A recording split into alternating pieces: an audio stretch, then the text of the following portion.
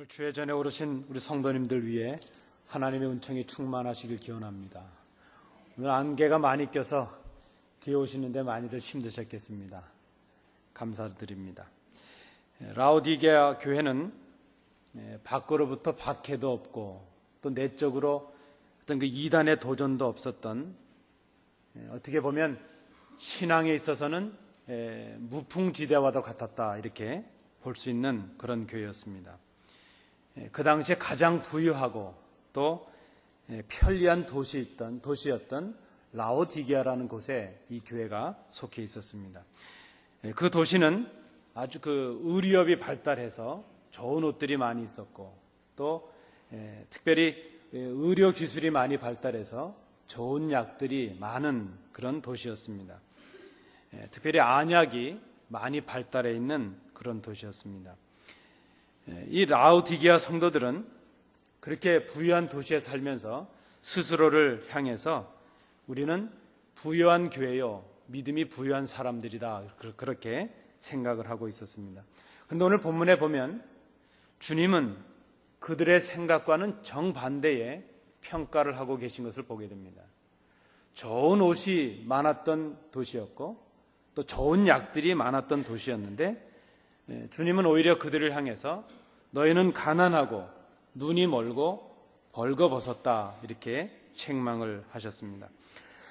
사도행전 19장 8절부터 10절, 또 골로새서 4장 12절 13절 내용을 보시면 이 라오디게아 교회는 바울과 에바브라의 전도의 열매로 시작된 교회로 알려져 있습니다.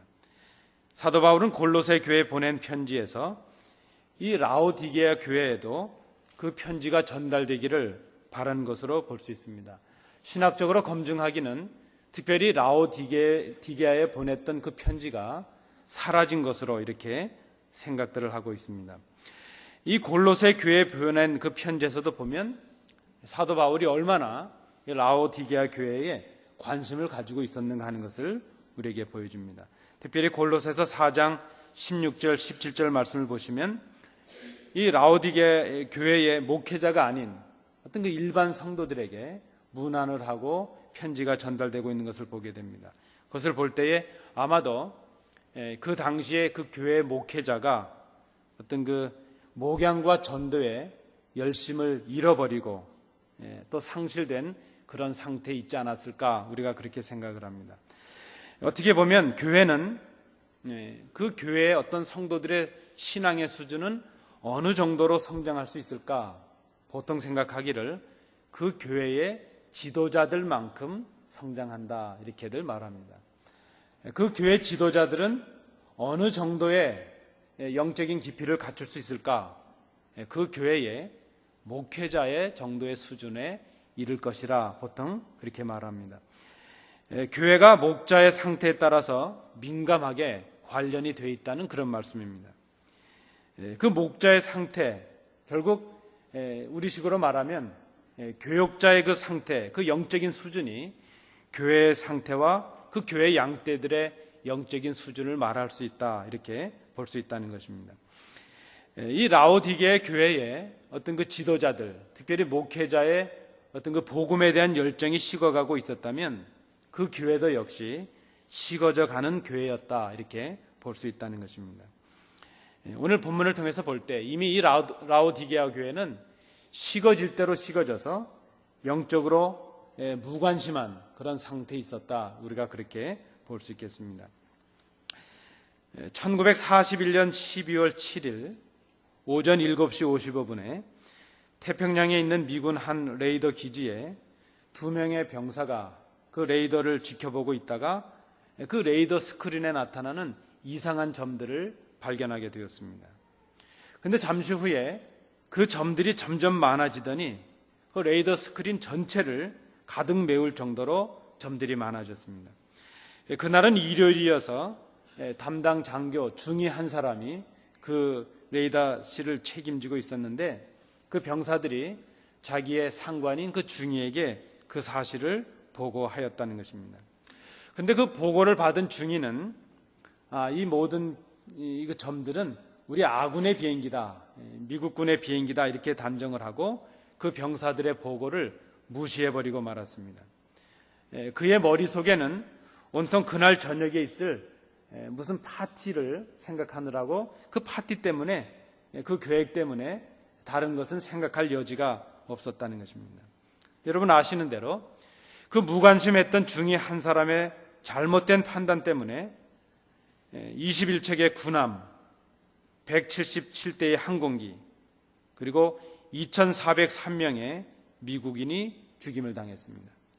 그리고 960명의 실종자가 생겼고 1,100명의 부상자를 만들어내는 큰 사건이 일어나고 말았습니다. 여러분 잘 아시는 바로 일본 공군기 355대가 그 진주만을 습격했던 진주만의 습격 사건이었습니다. 관심이 없으면 실수를 할 수밖에 없을 것입니다. 맡은 일도 성의 있게 할 수가 없을 것입니다. 여러분 우리가 가끔 효도라는 걸 생각해 보지 않습니까? 효도가 무엇일까? 제 생각에 효도는 부모님께 대한 관심이라 이렇게 말할 수 있겠습니다. 신앙이 무엇일까? 신앙은 하나님께 대한 관심에서 출발을 합니다. 사랑도 어찌 보면 이웃에 대한 관심이라 이렇게 말할 수 있을 것입니다. 관심을 갖지 않으면 작은 소리를 들을 수 없습니다. 관심을 갖지 않으면 그들의 마음속에 들려지는, 그 마음속에 대내어지는 소리들을 들을 수가 없다는 것입니다. 관심이 없으면 가려진 것을 볼 수가 없습니다. 우리가 이렇게 단정적으로 말할 수는 없겠지만 현대를 살아가는 우리들에게 가장 큰 병이 있다면 무엇일까? 그것은 이기적인 무관심이 아닌가 그렇게 생각을 해봅니다. 그저 적당히 편안하게 좋은 사람이라는 평가를 받으면서 남을 건드리지 아니하고 또 남들도 나를 건드리지 않기를 바라면서 그저 적당한 거리를 두고 편하게 살아가기를 바라는 그런 모습들이 우리에게 있지 않은가 생각해 봅니다. 오늘 우리가 함께 생각하시는 이 라오디게아 교회에 문제가 있다면 바로 영적인 무관심이었다는 그런 문제입니다. 이 라오디게아 교회는 그리스도에 대한 헌신을 중립적인 것으로 바꿔버리고 말았습니다. 이 교회는 악과 더불어 싸우지 아니했습니다. 믿음을 지키려고 노력하지도 아니했습니다. 그저 모든 것을 관용했습니다. 그저 좋은 게 좋은 것이지 하는 마음으로 무엇을 사랑하지도 아니하고 미워하지도 아니했습니다. 그저 딱 한마디로 이 교회를 평가한다면 무관심했다 이렇게 볼 수 있겠습니다. 남에게 관심도 없고 남들이 나에게 관심을 갖는 것도 싫어했습니다. 그저 나는 나 나름대로 내 할 일을 하면서 스스로 만족하면서 살아가는 것, 그것이 바로 이 라오디게아 교회의 성도들의 모습이었다는 것입니다. 영적인 무관심, 그것이 바로 이 교회의 문제였습니다. 이 시대를 살아가는 우리들의 한 단면이 아닌가 생각을 합니다. 여러분 지금 우리가 지금까지 소아시아 교회의 7교회를 살펴보셨습니다. 오늘 라오디게아 교회를 마지막으로 7교회를 다 살펴보게 됩니다. 지금까지 우리가 나누었던 교훈들을 통해서 어떤 모습으로 책망을 받았는지 그리고 어떤 모습으로 주님의 칭찬을 받았는지 우리가 잘 생각해야 될 것입니다. 바로 이 7교회의 모든 모습을 우리 교회가 가지고 있다는 것입니다. 그들이 가졌던 단점도 우리가 다 가지고 있고 그들이 가졌던 그 칭찬을 받았던 그 칭찬의 모습들도 우리가 회복해야 될 우리의 모습이라 하는 것을 우리가 생각해 봅니다. 오늘 본문에 주님이 이렇게 나타나고 있습니다. 아멘이시요 충성되고 참된 증인이시요 하나님의 창조의 근본이신 주님이라 이렇게 말씀합니다. 그리고 그 주님께서 말씀하십니다. 아멘이라는 그 말은 그의 말씀이 확실한 진리이고 그대로 이루어질 것이라는 그런 의미입니다. 아멘이라는 뜻이 바로 그것입니다. 말씀대로 되어지기를 내가 믿습니다 하는 그런 뜻입니다. 그분은 변함이 없으시고 신뢰할 수 있는 그런 분이십니다. 또한 그분은 온 우주의 근원이 되시는 창조주이십니다. 그 주님께서 라오디게아 교회의 실상을 보셨습니다. 그리고 한마디로 그렇게 평가를 하셨습니다. 3장 15절 말씀에 내가 너의 행위를 아노니 내가 차지도 아니하고 더웁지도 아니하도다. 내가 차든지 더웁든지 하기를 원하노라 이렇게 말씀합니다. 지역적으로 보면 이 라오디게아가 있는 그 지역의 북쪽에 히에라폴리스라는 곳이 있다고 합니다. 그런데 역사적으로 이 히에라폴리스라는 곳은 아주 온천으로 유명한 곳이라고 합니다. 그런데 반면에 이 라오디게아 교회가 위치한 그 지역의 아래쪽에는 여러분 아시는 골로새라는 곳이 위치하고 있습니다. 그런데 그 골로새는 아주 물이 차기로 유명한 곳이랍니다. 냉천이 있습니다. 그러니까 위로는 온천이 있고 아래로는 냉천이 있습니다. 그런데 이 중간에 위치한 이 라오디게아 이 지역은 물이 미지근했다는 것입니다. 지금 이 주님의 책망을 듣는 이 사람들은 아마 우리보다 더 실감을 했을 것이라 생각을 합니다. 물이 미지근했다는 것입니다. 여러분, 어떻게 물을 드실 때 물 맛이 좋습니까? 시원하게 드시는 게 좋겠죠? 아니면 필요할 때는 좀 뜨겁게 드셔야 몸이 데펴지고 좋으시겠죠? 아주 더운 날 미지근한 물을 한번 잡숴보셨나요? 아주 더운 날 미지근한 콜라를 한번 잡숴보셨나요? 여러분 어떻게 하실까요? 오늘 주님의 말씀처럼 입에서 토해낼 정도라 하는 그 말씀이 참으로 실감이 됩니다. 그 지역의 물맛처럼 바로 라오디게아 교회가 그리했다는 것입니다. 이 교회는 영적인 미지근함의 상태에 빠지고 말았습니다. 교회가 뜨겁지 못했습니다. 그렇다고 해서 차갑게 식어버린 것도 아니었습니다. 차라리 죽어버렸으면 좋을 텐데 죽지도 아니하고 살아는 있는데 그저 차갑지도 않고 뜨겁지도 않은 그런 열의가 없고 관심이 없는 영적인 무관심 빠져버린 교회가 바로 이 라오디게아 교회였다는 것입니다. 주님께서 이 라오디게아 교회를 향해서 역겨워하신 이유가 무엇이겠습니까? 아니 어쩌다가 이 교회가 이렇게 미온적이고 미지근한 신앙의 교회가 되고 말았습니까? 17절은 오늘 그 이유를 우리에게 말씀해 주고 있습니다. 한마디로 말씀을 드리면 영적인 자만심에서 이 모든 것들이 비롯되었다는 것입니다. 그들은 참으로 물질이 풍족한 그런 도시에 살았습니다. 물질이 풍족하니까 영적인 상태도 부유할 것이라 이렇게 착각을 했다는 그런 말씀입니다.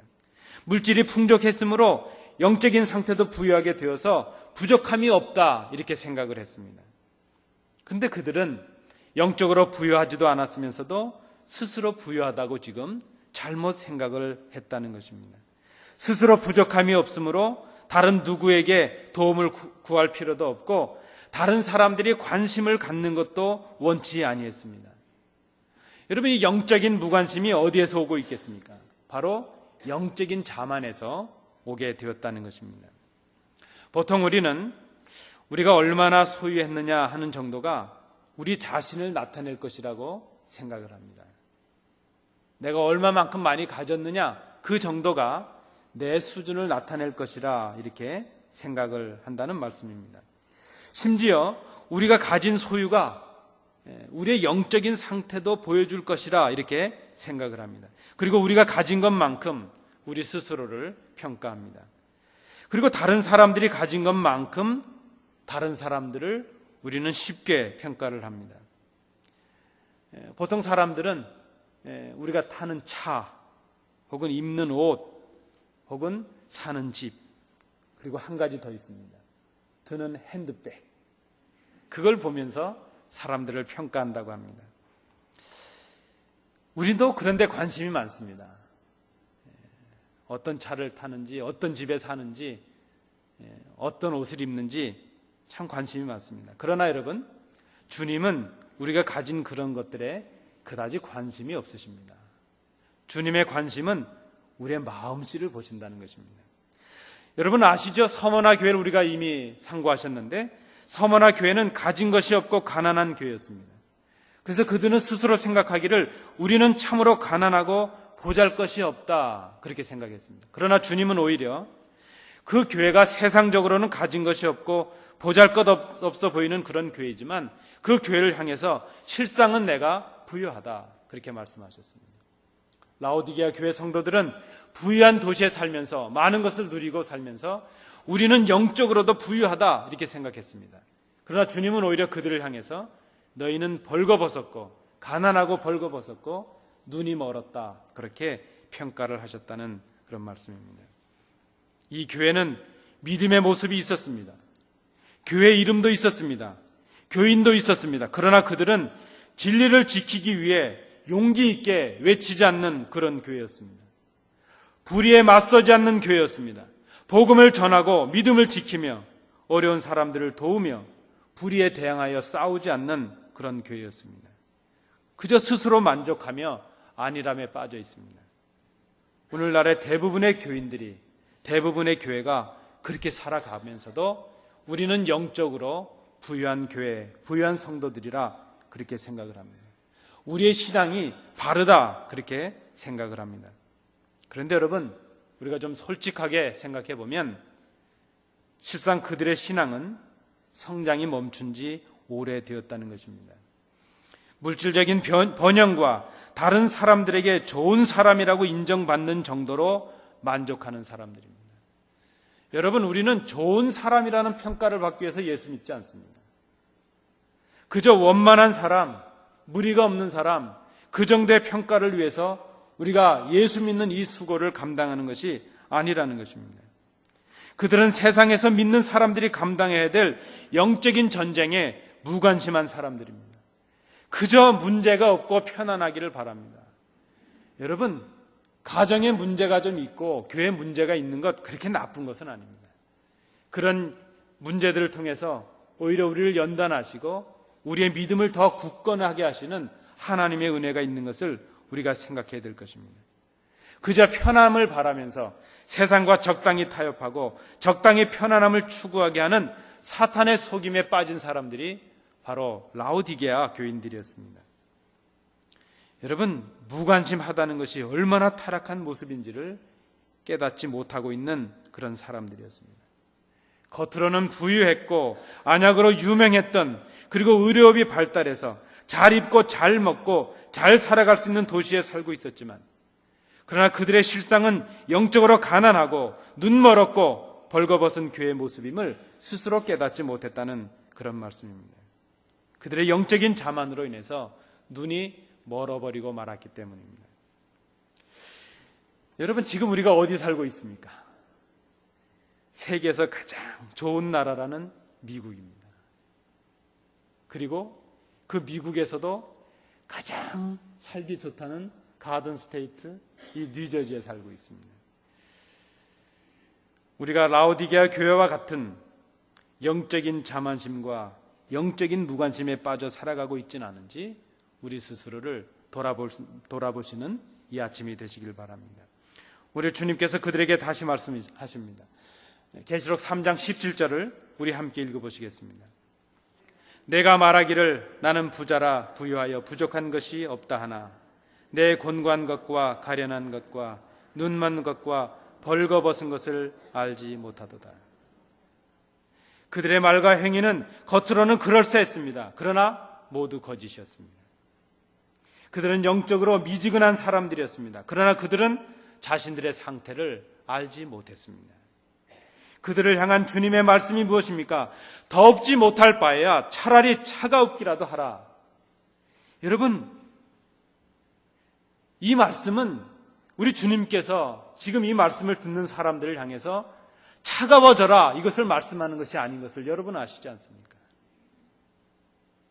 내가 토해낼 정도로 역겨운 너희들 이제는 좀 돌이키고 뜨거움을 회복하라는 주님의 간곡한 말씀인 것을 우리가 기억해야 될 것입니다. 차라리 주님을 배반하고 신앙을 버리고 세상과 짝하여 살든지 아니면 충성하든지 하라. 둘 중에 하나, 어느 것을 선택하도 좋으니 하나를 선택하라. 그 말씀이 아니라 그 미지근한 상태에서 벗어나서 뜨거움을 회복하라는 주님의 간곡한 음성인 것을 여러분 기억하시길 원합니다. 이 시대에는 미지근한 신자들이 많이 있습니다. 보통 그런 사람들을 우리는 좋다고 평가합니다. 소위 말하는 참 나이스한 사람, 그저 원만하고 문제를 일으키지 아니하고 남에게 피해를 주지 아니하고 남의 간섭 없이도 살아가고 스스로 만족하며 스스로 엔조이하며 살아가는 그 사람들을 어떤 때는 우리도 부러워합니다. 그런 사람들이 좋은 신앙인이라 이렇게 평가하기도 합니다. 그들은 거의 분노하지 않습니다. 다른 사람들에게 싫은 소리도 하지 않습니다. 그들은 쉽게 타협해 버립니다. 그들은 선교의 중요성도 알고 있고 교회의 중요성도 알고 있고 신앙이 중요하다는 것도 알고 있고 봉사가 필요하다는 것도 알고 있습니다. 충성이 중요하다는 것도 알고 있습니다. 그러나 나서서 헌신하진 않습니다. 그들의 입에서는 항상 동의하고 찬성하는 말은 있지만 자기의 몸을 희생하면서 헌신하는 섬김은 찾아보기 어렵습니다. 그들은 지금 스스로의 삶의 스타일이 옳다고 생각을 하고 이것이 바른 신앙이라고 생각을 합니다. 스스로 만족하고 스스로 부유하다고 생각을 하고 있기 때문입니다. 그러나 주님은 그들을 향해서 그렇게 말씀하십니다. 차라리 뜨겁든지 차갑든지 알아. 토해내고 싶다. 그게 주님의 평가이십니다. 그들을 향한 주님의 치료의 말씀이 오늘 주어지고 있습니다. 주님은 그 라오디게아 교회를 포기하지 않으십니다. 주님은 이 땅의 교회들에게 관심이 있기 때문입니다. 오늘 본문에 주님께서 그들에게 권면하십니다. 그들의 곤고함을 치료하는 첫 번째 방법이 무엇입니까? 불로 연단한 금을 사서 부유하게 하라 하는 것입니다. 영적으로 가난해진 그 가난의 모습을 불로 연단한 금을 사서 회복하라는 그런 말씀입니다. 그들이 누리고 있는 그 알량한 물질적인 풍요에 마음을 두지 말고 물질의 주인이신 주님을 섬기는 금 같은 믿음을 소유하라는 그런 말씀입니다. 여러분, 우리가 가진 것이 많다고 부유해지는 것이 아닙니다. 예수 믿는 믿음이 많아질 때에 믿음에 부유한 사람들이 진정한 부유한 사람임을 여러분 기억하시길 원합니다. 두 번째, 영적인 가난을 치료하는 방법은 흰 옷을 사서 입어서 벌거벗음을 그 수치를 보이지 않게 하라는 그런 말씀입니다. 마치 벌거숭이 같은 자신의 영적인 상태를 깨닫고 회개하고 믿음을 통해서 순결한 흰옷을 입으라는 그런 말씀입니다. 흰옷은 그리스도로 말미암은 의의 옷을 말씀하고 있습니다.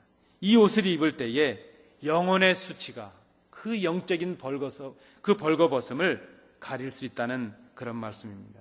세 번째, 공감을 해결하는 방법은 안약을 사서 눈에 발라 보이게 하라는 그런 말씀입니다. 여러분, 말씀드린 대로 이 도시가 안약으로 유명했던 도시입니다. 의료가 아주 발달했던 그런 도시입니다. 그런데 그들이 영적으로 눈멀어 있다는 것을 알지 못했다는 것입니다. 어떻게 보면 앞에 그 두 가지 원인, 가난했고 벌거벗었던 그 원인의 가장 원초적인 그 처방이 바로 이 안약을 사서 바르라는 처방일 수 있을 것입니다. 그들이 가난했고 헐벗었던 그 이유는 그들의 눈이 멀었기 때문이었습니다. 그리고 이같이 눈이 멀었던 이유는 그들이 눈이 멀었다는 것을 스스로 깨닫지 못했기 때문이라는 그런 말씀입니다. 자기들의 눈이 완전히 멀었다는 것을 깨닫고 있으면 눈을 치료할 수 있는 가능성이 열리게 될 것입니다. 그런데 그들은 스스로 눈이 멀어 있었으면서도 눈이 멀었다는 것을 깨닫지 못했습니다. 주님의 처방이 주어지고 있습니다. 어두워진 영안을 밝히기 위해서 안약을 사서 바르라는 것입니다. 불로 연단한 금, 정결한 흰옷, 볼 수 있는 안약, 이것을 어디서 살 수 있겠는가? 18절을 보시기 바랍니다. 우리 18절을 함께 읽어보시겠습니다. 내가 너를 권하노니 내게서 불로 연단한 금을 사서 부유하게 하고 흰옷을 사서 입어 벌거벗은 수치를 보이지 않게 하고 안약을 사서 눈에 발라 보게 하라. 이 처방을 어디서 구할 수 있겠습니까? 오늘 18절 말씀을 보면 내게서 이것을 사라는 것입니다. 바로 주님께서 이것을 준비하고 계신다는 그런 말씀입니다. 이 모든 것을 주님께로부터 구할 수 있다는 것입니다. 주님이 이 모든 처방을 한마디로 말씀하면 무엇입니까? 열심을 내라는 것입니다. 회개하라는 것입니다. 미지근한 그 무관심을 뜨거운 관심과 열심으로 바꾸라는 그런 말씀입니다. 제가 우리 교회 부임하기 전에 LA에 있을 때 겪었던 한 일입니다.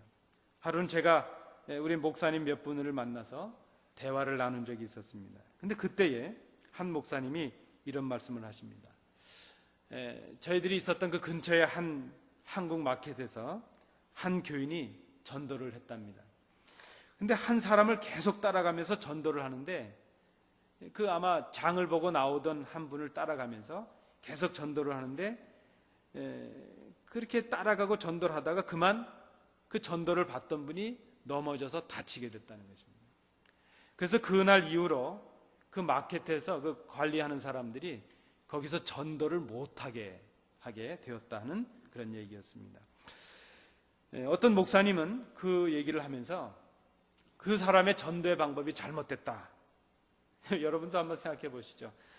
장 보고 나오는 분을 쫓아가다가 얼마나 집요하게 전도를 했으면 그분이 넘어져서 다쳤고 그것 때문에 마켓에서 아예 그 마켓 앞에는 전도를 못하게 했다는 그런 얘기였는데, 거기에 대해서 한 목사님이 전도의 방법이 잘못됐다는 것입니다.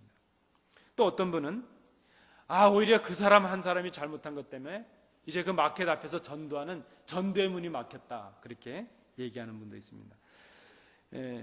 좀 심하게 말씀하신 분은 요즘 같은 시대에 누가 그런 식으로 무식하게 전도를 하냐고, 요새는 인터넷도 있고 뭐 여러 가지 방법도 있는데 그렇게 옛날식으로 무식하게 전도를 하냐, 이렇게 말씀하신 분도 있었습니다. 그날의 그 목사님들의 대부분의 그 대략적인 결론은 그랬습니다. 전도의 방법이 바뀌어야 되고 좀 더 지혜롭게 전도해야 되고, 그리고 그 교회와 그 교인이 잘못했다는 그것이었습니다. 여러분 어떻게 생각하십니까? 저는 그날 그분들의 말씀을 들으면서 좀 서글픈 생각이 들었습니다. 그렇게 말하면서 목청을 높이는 대부분의 목사님들, 또 그분들이 속한 교회는 그 교인처럼, 그 교회처럼 전도하고 있지 않았기 때문입니다. 그 교인이 전도했던 그 교회는 아주 작은 개척교회였습니다. 근데 그 목사님들은 그분들을 평가했지만 정작 그렇게 전도하는 교회는 아니었습니다. 그들이 생각하는 그 무식한 방법, 그 지혜롭지 못한 전도의 방법을 동원해서 전도한 그 교회만큼 믿지 않는 그 한 심령 한 영혼에 대해서 그들은 그만큼이라도 열정과 관심을 보이지는 않고 있었습니다. 그날 대부분의 목사님들은 제 생각에 겉으로는 그럴싸한 말들을 하고 계셨지만 사실은 적당히 세상적이고 점잖은 사람들로, 꽤 괜찮은 사람들로 이제 그런 교회로 인정받으면서 스스로 부유하다, 스스로 만족하고 있는 그런 모습은 아니었는가, 저는 그렇게 생각해 보았습니다. 저는 그날 그분과 대화를 마치고 돌아와서 그 어려움을 당했을 한 성도와 그 교회를 위해서 기도했던 기억을 가지고 있습니다. 그 작은 교회가 전도하다가 어려운 일을 당했는데 그 어려운 교회가 치료비는 어떻게 감당할 것이고, 또 그 전도하다가 그런 어려움을 당한 그 성도가 그 교회에서 앞으로 어떻게 살아가고 어떤 어려움을 당할 것인가 걱정이 되었습니다. 그리고 기도했습니다.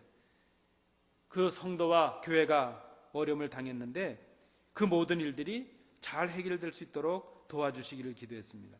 전도하다가 어려움을 당한 성도가 실망하지 않도록, 그리고 더 많은 어려움을 당하지 않도록 도와주시기를 기도했던 그런 경험이 있었습니다. 여러분 어떠십니까? 우리도 그들을 평가하고 탓할 수 있겠습니까? 어떻게 보면 우리는 지금 적당히 미지근하게, 적당히 세상에서 인정받고 세상과 타협하면서 스스로 만족하며 살아갑니다.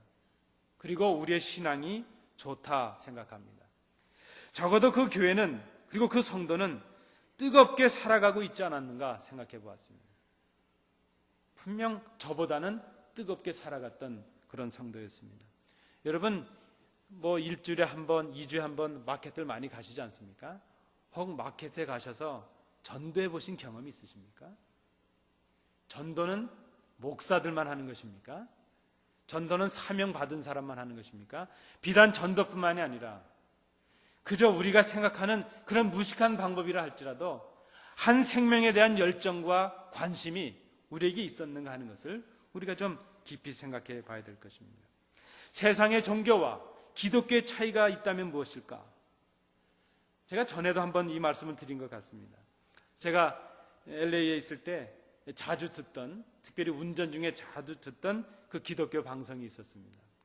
그 LA 남쪽에 있는 한 교회에 담임 목사님이 나오셔서, 아주 그 보수적이고 좋은 교회인데 그 목사님이 나오셔서 이제 성도들이 전화로 상담을 이렇게 신청을 하면 이제 성경에 관한 것도 말씀해 주시고 상담도 하는 그런 프로그램이었습니다. 아주 운전할 때 잘 듣는 좋은 프로그램이었습니다. 그런데 그날 제가 들었던 그날 어린 아이가 나왔습니다. 아주 어린 소년인데 제 기억에 한 7살, 6살 정도 됐던 그런 아이였는데 이런 질문을 하는 것입니다. 목사님, 종교와 기독교의 차이가 무엇인지 설명해 주세요. 이렇게. 그런데 그 목사님이 그 아이의 질문을 받고 어떻게 대답을 하시는가 저도 좀 궁금해졌습니다. 나름대로 그 아이의 질문을 듣고 저도 이 정도의 대답이면 답이 될지 않을까 생각을 하고 있었는데 그 어린 아이에게 이 질문을 어떻게 설명하실까? 그 외국 목사님이셨는데요. 그분이 이렇게 설명을 하십니다. 어떻게 보면 그분의 설명이 간략하면서도 아주 명쾌했다 생각이 드는데요. 세상의 종교들은 자기들의 신을 찾아서 인간들이 찾아가는 것이다. 그런데 반면에 우리 기독교는 하나님께서 직접 우리를 찾아오시고 부르시는 것이다. 그 차이가 있다. 이렇게 설명을 해 주셨습니다. 여러분 공감이 되시나요? 다른 종교는 우리가 우리의 노력으로 신을 찾아간다는 것입니다. 그래서 행위가 중요하고 수고하는 것이 중요하고 공로가 중요합니다. 그러나 우리 주님은 우리를 먼저 찾아오십니다. 우리에게 먼저 은혜를 주십니다. 세상의 종교는 돌을 닦고 수양을 닦아야 어느 정도 경제에 이른다고 가르칩니다.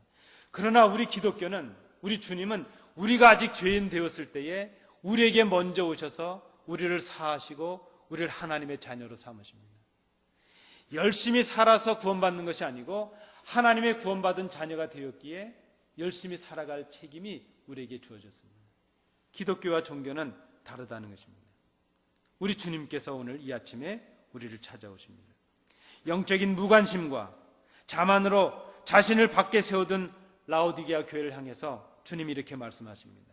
3장 20절 말씀에 볼지어다 내가 문 밖에 서서 두드리노니 누구든지 내 음성을 듣고 문을 열면 내가 그에게로 들어가 그로 더불어 먹고 그는 나로 더불어 먹으리라. 문을 연다는 것은 19절에 말씀하는 회개를 의미하고 있습니다. 열심을 내라는 의미입니다. 라오디게아 교회는 진정으로 회개하지 않았기에 열심이 없었습니다. 그리스도를 진정으로 영접하지 않았기에 회개하지 못했습니다. 우리가 우리의 무관심과 영적인 자만을 회개하고 열심을 다하면 그리스도께서 하나님의 영광을 누리신 것처럼 우리도 그리스도의 영광을 누리게 하신다고 오늘 본문이 말씀하고 있습니다. 사랑하는 성도 여러분, 오늘 이 아침 세계에서 가장 좋은 도시, 가장 아름다운 도시, 가장 부유한 도시 뉴저지에 사는 우리의 모습을 돌아볼 수 있기를 간절히 원합니다. 오늘 주님이 우리에게 오셔서 말씀하신다면 우리에게 어떤 책망을 하실까? 아니면 어떤 칭찬을 하실까? 이 아침 주님께서 우리의 마음의 문을 두드리십니다. 그리고 우리의 마음의 문을 열기를 원하십니다. 마음의 문을 연다는 것은 그간의 우리의 영적인 무관심과 우리의 자만심을 회개하는 것입니다. 그리고 이제는 뜨겁게 열심을 내는 것입니다. 우리가 뜨겁지 않을 것이라면 차라리 차가워질 수 있기를 원합니다. 그렇지 않으면 주님께서 우리를 토해내실 것이기 때문입니다. 기도하시겠습니다. 은혜로우신 아버지 하나님, 우리의 마음의 문을 두드리시는 주님을 저희들이 바라보게 하여 주옵소서. 그간의 우리의 영적인 무관심과 영적인 자만심을 회복하고 회개하고 우리의 마음을 열고 주님 앞으로 나가는 저희들이 되게 하여 주옵소서. 주님 앞에서 뜨거움을 회복하는 우리 교회가 되기를 간절히 원합니다. 주님 그렇게 인도해 주시옵소서. 예수님 이름으로 기도하옵나이다.